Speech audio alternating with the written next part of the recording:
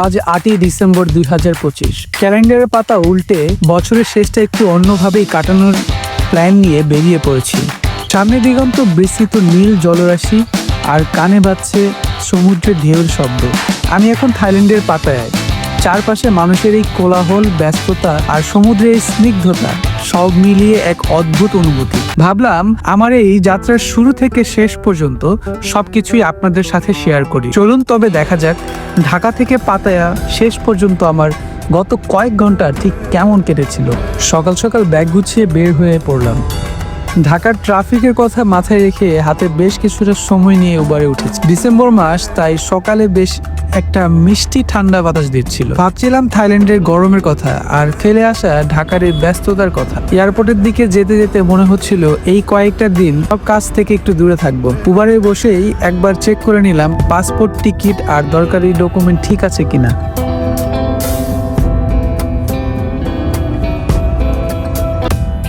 অবশেষে বিমানবন্দরে পৌঁছালাম। টার্মিনালে ঢুকতে সেই পরিচিত ব্যস্ততা। মনিটরের দিকে তাকালাম আর আমাদের ফ্লাইটটা দেখলাম। টাইমটা ঠিকই দেখাচ্ছে। একটা স্বস্তি পেলাম। এরপর একে একে লাগেজ চেক ইন আর বোর্ডিং পাস নেওয়ার পালা। লাইনে দাঁড়িয়ে যখন ছিলাম, বাকি যাত্রীরাও আমার মতো এক্সাইটেড। তখন নিজের আনন্দটা আর একটু বেড়ে গেল। ইমিগ্রেশনের পার হতেই কিছুটা সময় লাগলো ঠিকই, কিন্তু অফিসাররা বেশ কোঅপারেটিভ ছিলেন। এরপর final security check, body check করার সময়টা একটু বোরিং লাগে, কিন্তু নিরাপত্তার খাতিরে এটা তো মাস্ট। সব শেষ করে লাউঞ্জে বসলাম। তখন মনে হলো হ্যাঁ, জার্নিটা এখন আসলে শুরু হলো। লাউঞ্জ থেকে ঘোষণা হলো বোর্ডিং শুরু হয়েছে। বাংলাদেশ বিমানের শাটল বাসে করে আমরা রানোর দিকে যাব। তো বোর্ডিং আমরা ধীরে ধীরে চেক ইন করছিলাম। সবাই ঢুকতেছিল। এখানে একটা ফাইনাল বডি চেক হয়। একদম পায়ের জুতা পর্যন্ত খুলে রাখতে হবে। একদম শরীরে যা যা আছে সব কিছু একদম বের করে দেখাইতে হবে। ফাইনাল চেক হবে। তো আমরা সবাই সুন্দর মতো ফাইনাল বডি চেকটা করলাম। বিমান ওঠার আগে চলেন বিমান বাংলাদেশ এয়ারলাইন্সের হিস্ট্রিটা জেনে আসি। বাংলাদেশ স্বাধীন হওয়ার পর দেশটা তখন ছিল একদম নতুন। তখনই ভাবা হইল নিজের একটা বিমান থাকলে ভালো হয়। এই চিন্তা থেকে 1972 সালে 4 জানুয়ারি শুরু হয় বিমান বাংলাদেশ এয়ারলাইন্স। শুরুর অবস্থা একদমই টাইট ছিল। বিমানের কাছে তখন ছিল একটা নতুন DC-3 বিমান। ওই একটা বিমান নিয়ে দেশের ভেতরে এবং বাইরে ফ্লাইট চালানো শুরু করে। 80 দশকে আসে বোয়িং 707, আর তখনই লন্ডন মধ্যপ্রাচ্য রুটে ফ্লাইট শুরু হয়। বিশেষ করে যারা বিদেশে কাজ করতে গেছে তাদের জন্য বিমান হয়ে ওঠে একদম আপন একটা নাম। হ্যাঁ, সমস্যা তো ছিল, ডিলে, সার্ভিস এসব নিয়ে কথাও কম হয় নাই। এর জন্য 2007 সালে সরকার বিমানকে নতুনভাবে সাজায়, পাবলিক লিমিটেড কোম্পানি বানায়। এরপর থেকে ধীরে ধীরে পরিবর্তন আসে। পুরনো বিমান বাদ দিয়ে নতুন বিমান আসে, বোয়িং 777, 737 আর সবচেয়ে বড় আপগ্রেড বোয়িং 787 ড্রিমলাইনার, যেটা আসে 2018 সালে। আজকে বিমান বাংলাদেশ মানে শুধু একটা এয়ারলাইন্স না, এটা হলো আমাদের দেশের পরিচয়। লাল সবুজ পতাকা বুকে নিয়ে আকাশে উড়ে বেড়ানোর একটা গর্ব। আপনারা এখন যে বিমানটা দেখতে পাচ্ছেন, এটার নাম হচ্ছে মেঘদূত ডগলাস DC-3 বিমান। এটা যাত্রা শুরু হয় 1972 সালের 4 ফেব্রুয়ারি। এই বিমান দিয়েই বাংলাদেশ বিমানের প্রথম ফ্লাইট চালু শুরু হয় ঢাকা থেকে চট্টগ্রাম রুটে। তখন কিন্তু আজকের মতো আধুনিক বিমান ছিল না, বড় কোনো বহর ছিল না। মাত্র একটা বিমান দিয়েই শুরু হয়েছিল বাংলাদেশ বিমানের যাত্রা। মেঘদূত শুধু একটা বিমান না, এটা ছিল নতুন বাংলাদেশের স্বপ্ন আর সাহসের প্রতীক। এই বিমান দিয়ে যাত্রী পরিবহন, ডাক পরিবহন সবই করা হতো। বলতে গেলে মেঘদূত দিয়েই আকাশপথের প্রথম যাত্রার সূচনা হয়। এবারের ট্রিপটা আমাদের 3 রাত 4 দিনের ছিল। আমরা সরাসরি ঢাকা থেকে ব্যাংকক যাচ্ছি, আর ব্যাংকক থেকে সোজা চলে যাব পাতায়া। পাতায়া জায়গাটা সত্যি অনেক সুন্দর। যারা গিয়েছে তারা সবাই জানে এই জায়গাটার সৌন্দর্য আলাদা। প্লেনের ভিতরে উঠেই প্রথম কাজ ছিল আমার সিট খোঁজা। তাই কেবিন ক্রুকে জিজ্ঞেস করলাম আমার সিটটা কোথায়। তিনি আমাকে সামনের দিকে দেখিয়ে দিলেন। প্লেনে উঠেই একটা অন্যরকম ভালো লাগা কাজ করে। এত বড় একটা প্লেন, এতগুলো মানুষ নিয়ে আকাশে উঠছে, ভাবলেই ভালো লাগে। যেটা ভাবছিলাম সেটাই হলো। এবার আর প্লেনের যে উইন্ডো সিট সেটা পেলাম না, তো না পাওয়ার কারণে আমার সামনের সিটটাই বসতে হলো। আর এইদিকে আমাদের যে কেবিন ক্রু আছে, কেবিন ক্রুরা নিরাপত্তা নির্দেশিকা দিচ্ছিল কীভাবে প্লেন জরুরি অবতরণের সময় আমরা আমাদের উপরে যেই অক্সিজেন আছে অক্সিজেনগুলো এবং এখানে যে একটা লাইফ জ্যাকেট আছে সেগুলো কীভাবে খুলতে হবে সেটা দেখা দিচ্ছিল। এগুলো দেখতে দেখতে প্লেন টেক অফ করলো। টেক অফ করার পর আকাশের দৃশ্যটা দেখতে অসাধারণ লাগছিল, খুবই সুন্দর দেখতে। মেঘের উপর দিয়ে যাচ্ছি আমরা, এত সুন্দর মাশাআল্লাহ।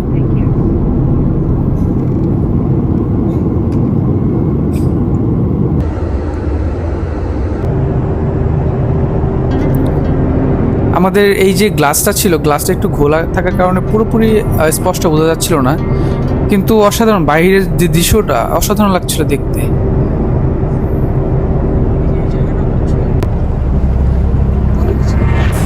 কেমন লাগছে? ভালো লাগছে? কোথায় যাচ্ছ?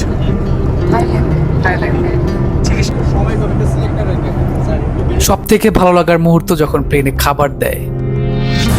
আমাদের খাবার দেওয়া হলো। ভ্রমণের সময় খাবার খাওয়ার মজাই কিন্তু আলাদা। বসে বসে খাবার খাচ্ছিলাম আর জানালা দিয়ে বাইরের দৃশ্য দেখছিলাম। মেঘের উপর দিয়ে উড়ে যাওয়া অনুভূতি ভাষায় বোঝানো যায় না, আসলে সুন্দর।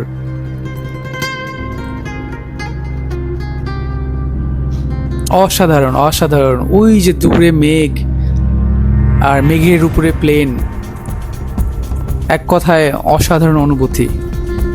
এটা ভাষায় প্রকাশ করার মতো না। সুবহানাল্লাহ, এত সুন্দর আল্লাহর ক্রিয়েশন।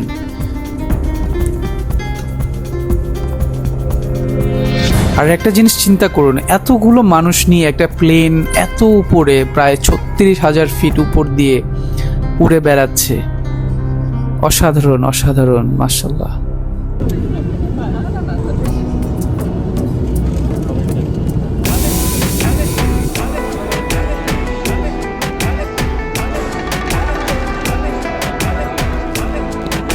দেখতে দেখতে আমরা ব্যাংকক পৌঁছে গেলাম।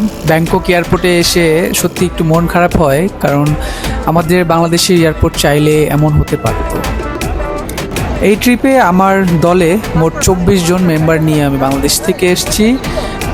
আমরা এই 24 জন একসঙ্গেই থাকবো, একসঙ্গেই খাবো, একসঙ্গেই ঘুরবো।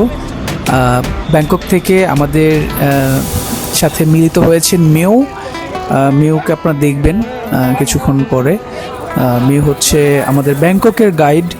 আর বাংলাদেশ থেকে আমি ছিলাম আমাদের এই 24 জন মেম্বারের সাথে।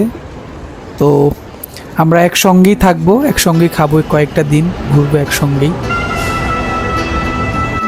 আচ্ছা, এখন চলেন কাজের কথায় আসি। অনেকে আমাকে কোয়েশ্চেন করেছেন থাইল্যান্ড কিভাবে যাব, আর থাইল্যান্ড যেতে হলে কি ভিসার প্রয়োজন হয় কি না, আর থাইল্যান্ড গেলে কি থাই বাত নিয়ে যাব নাকি ডলার নিয়ে যাব নাকি বাংলা টাকা নিয়ে যাব। এটা একটা খুব কমন কোয়েশ্চেন অনেকের। তো আসলে প্রথমত থাইল্যান্ড যদি আসতে চান তাহলে থাইল্যান্ডের ভিসা নিয়ে আসতে হবে। আর 2025 সালের জানুয়ারি থেকে থাইল্যান্ড সরকার ই ভিসা চালু করেছে। তো ই ভিসা করা খুবই সহজ, যদি আপনার সকল ডকুমেন্ট ঠিক থাকে তাহলে আপনি ই ভিসা পেয়ে যাবেন, কোনো সমস্যা হবে না। আর থাইল্যান্ড যদি আসেন তো কিভাবে আসবেন, আর প্লেনের টিকিট কত দাম হবে, এবং ডলার নিয়ে আসবেন নাকি থাই বাত নিয়ে আসবেন। অবশ্যই থাইল্যান্ড আসলে আপনি ডলার নিয়ে আসবেন। ডলার নিয়ে আসলে আপনার ডলারের রেটটা ভালো পাওয়া যায়। আর যদি প্লেনে আসেন, প্লেনে আপনার থাই এয়ারওয়েজ আছে, আপনার বিমান বাংলাদেশ আছে। তো বিমান বাংলাদেশে আপনি যদি 1 থেকে 2 মাস আগে টিকিট কেটে রাখেন, সেই টিকিটের প্রাইস আপনার পড়বে 34 থেকে 35,000, অথবা কখনো কখনো ডিপেন্ড করে, যদি বেশি সিজন টাইমে আসেন তাহলে এটা 35 থেকে 36,000 টাকা লাগবে। আর 2 মাস 3 মাস আগে কেটে রাখলে আপনার হচ্ছে 34,000 32,000 এরকম পড়তে পারে। আর এছাড়া থাই এয়ারওয়েজ আছে, থাই এয়ারওয়েজ অনেক ভালো, থাই এয়ারওয়েজে অনেকে ভ্রমণ করে থাকেন, থাই এয়ারওয়েজে চাইলে আসতে পারেন। আর অবশ্যই ডলারের বিষয়টা, ডলারটা আপনার হচ্ছে আপনি যদি ডিপেন্ড করে আপনি কত ডলার নিয়ে আসবেন এবং কত দিনের জন্য আসবেন। যদি আপনি 3 রাত 4 দিনের জন্য আসেন তাহলে আপনি $300 থেকে $400 নিয়ে আসতে পারেন ক্যাশ। আর $300-400 মধ্যে আপনি আরামসে 3 রাত 4 দিন যদি প্যাকেজ বুক করে আসেন আর কি, একবারে আমাদের মতো এজেন্ট যারা আছেন তাদের কাছ থেকে যদি একদম প্যাকেজ বুক করে আসেন, তাহলে আপনার প্যাকেজ এয়ার টিকিট বুক করে আসলে আপনার হ্যাসেলটা ফ্রি হবে। আপনি $300-400 যদি নিয়ে আসেন নিজের মতো করে খরচ করতে পারবেন আরামসে, কোনো প্রবলেম হবে না।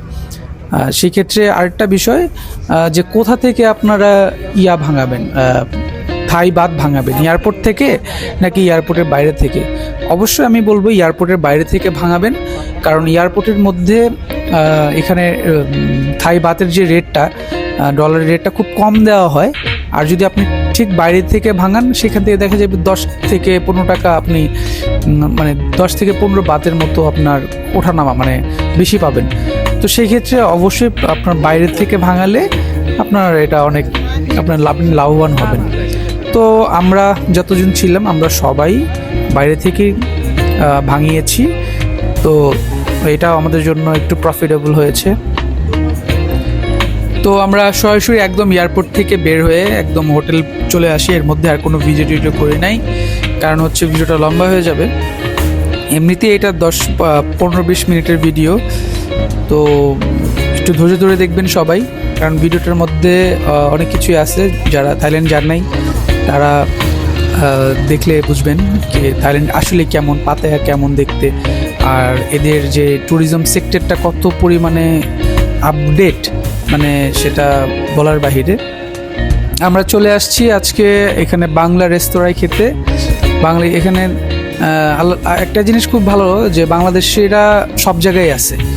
তো এই যে যেমন থাইল্যান্ডের পাতায়াতে আসছি, এসে যে বাংলা খাবার খাবো সেটা আসলে ভাবতেই পারি নাই। তো আমাদের এখানে বাঙালিরা আছে, ওনারা বিজনেস করতেছে, হোটেলের বিজনেস। তাদের রেস্টুরেন্টে আমরা খেতে গেলাম। ডাল ভাত, আলু ভর্তা, মাছ, মাংস, সব ধরনের আইটেম এইখানে পাবেন আপনারা যদি কেউ আসেন।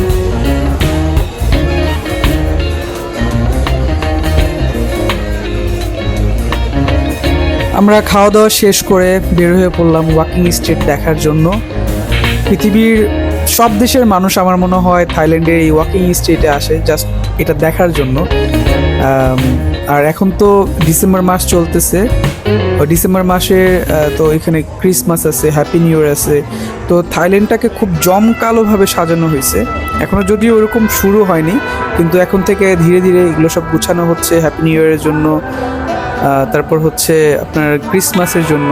তো থাইল্যান্ডের বিজনেসটাই হচ্ছে আপনার ডিসেম্বর, জানুয়ারি, ফেব্রুয়ারি, এই 3 মাস। এছাড়া কিন্তু আপনার এপ্রিল, মে, জুন, জুলাই ওই সময়টাতে থাইল্যান্ডে হিউজ গরম থাকে, ওই সময় অত টুরিস্ট আসেও না। তো দেখা যায় থাইল্যান্ডের যে বিজনেসটা আসে সেটা হচ্ছে ডিসেম্বর থেকে আপনার ফেব্রুয়ারি, মার্চ পর্যন্ত এই বিজনেসটা আছে। আর আরেকটা জিনিস,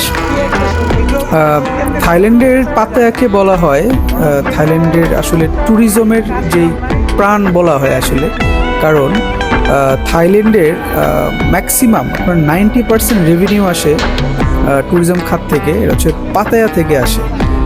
আর অন্যান্য আছে যেমন হচ্ছে আপনার ফুকেট, তারপর হচ্ছে ক্রাবি, হ্যাঁ, চিয়াংমাই, চিয়াংরাই, ব্যাংকক, এইগুলো হচ্ছে আপনার এগুলোতে 10% আপনার রেভিনিউ আসে। কিন্তু আপনার 90% আপনার ট্যুরিজম খাত থেকে রেভিনিউ আসে হচ্ছে পাতায়া থেকে। সো এর জন্য পাতায়ার গুরুত্বটা অনেক বেশি, আর পাতায়ার সৌন্দর্যটাও কিন্তু আবার অনেক বেশি। এই যে ওয়াকিং স্ট্রিট, এটা আমি যেখান দিয়ে এখন হাঁটছি এটা হচ্ছে ওয়াকিং স্ট্রিট।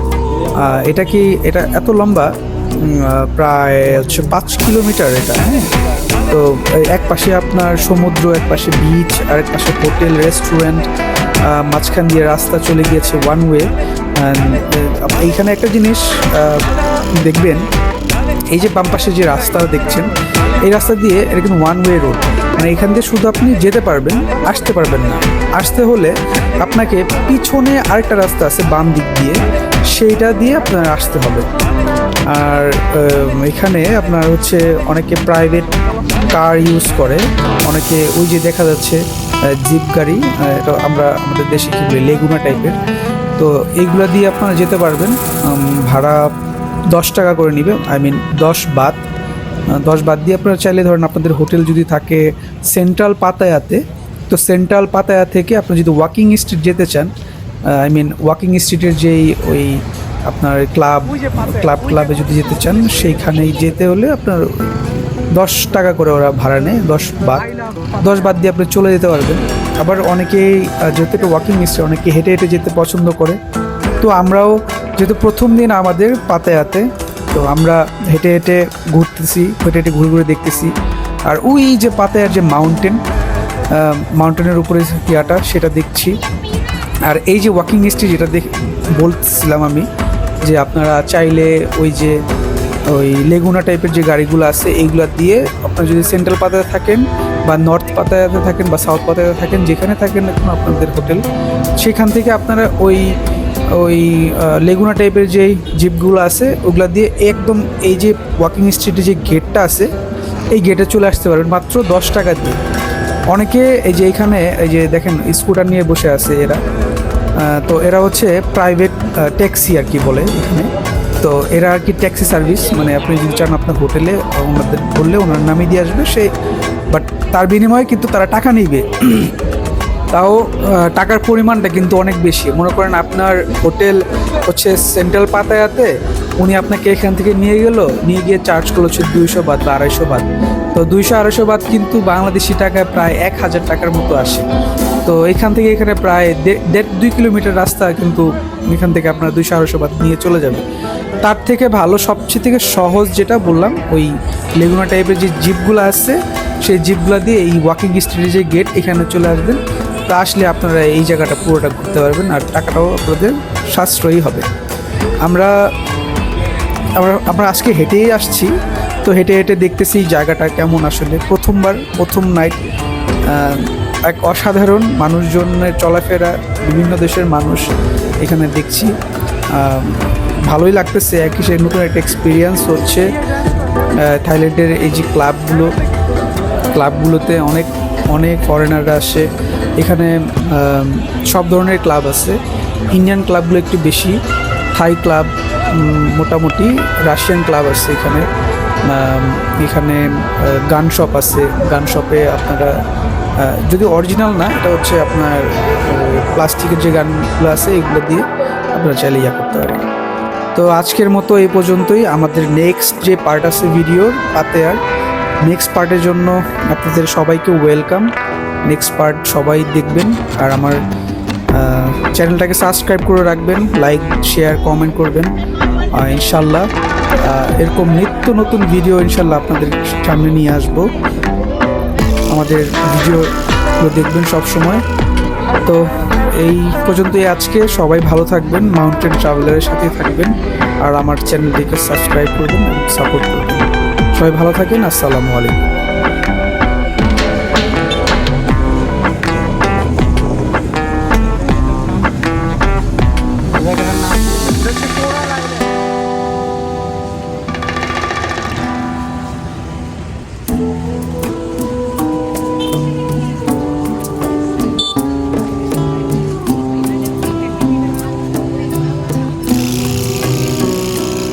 মোটরবাইক ট্রেন করা যায়।